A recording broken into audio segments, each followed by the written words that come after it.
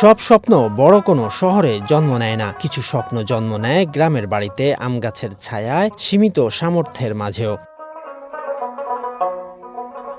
এমনই এক স্বপ্নবাজ তরুণ রাজশাহীর বাঘা উপজেলার নওটিকা গ্রামের আবু বকর সিদ্দিক, যার গল্প শুধু একজন ফটোগ্রাফারের নয়, একজন সংগ্রামী উদ্যোক্তারও। ছোটবেলা থেকেই খেলাধুলার পাশাপাশি প্রকৃতি আর মানুষের জীবনকে ছবিতে ধরে রাখার প্রতি ছিল তার বেশ আগ্রহ, কিন্তু পরিবারের আর্থিক সীমাবদ্ধতার কারণে ক্যামেরা কেনার সুযোগ ছিল না। পড়াশোনার পাশাপাশি ব্যবসা শুরু করে।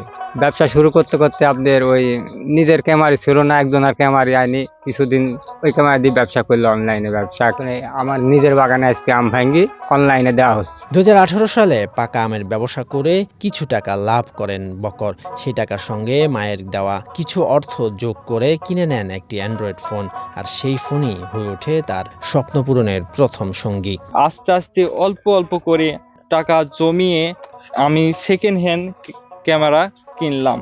পাশাপাশি আমার আমের এবং গুড়ের ব্যবসাটাও আলহামদুলিল্লাহ সামনের দিকে এগিয়ে যাচ্ছে। এখন পরিবারকে আমি সাপোর্ট করতে পারছি। তবু একটি আক্ষেপ থেকেই যায়, যদি নিজের একটি ক্যামেরা থাকতো। একদিন আবেগের বশে ফেসবুকে লিখেই ফেলেন, ছোট একটি ক্যামেরা থাকলে আমাদের বাঘা উপজেলার ঐতিহাসিক ও সুন্দর স্থানগুলোর ছবি তুলে ধরার চেষ্টা করতাম ইনশাল্লাহ। পোস্টটি নজরে আসে বাঘার মঞ্জু হাসপাতাল অ্যান্ড ডায়াগনস্টিক সেন্টারের পরিচালক মিঠুন কুমারের। তরুণের স্বপ্ন দেখে নিজের ব্যবহৃত ক্যামেরাটি তুলে দেন তার হাতে। সেই একটি সিদ্ধান্ত বদলে দেয় বকরের জীবনের পথ চলা। আমার আবেগের বশে আমি ফেসবুকে পোস্টও দিয়ে দিলাম, আমার একটা ক্যামেরা থাকলে ভালো হইতো, বিভিন্ন জায়গায় ঐতিহ্য তুলে ধরতাম। তারপরে মঞ্জু হাসপাতালের পরিচালনা মিঠুন কুমার আমাকে ডাকার পরে তার শখের ক্যামেরাটা আমাকে দিল।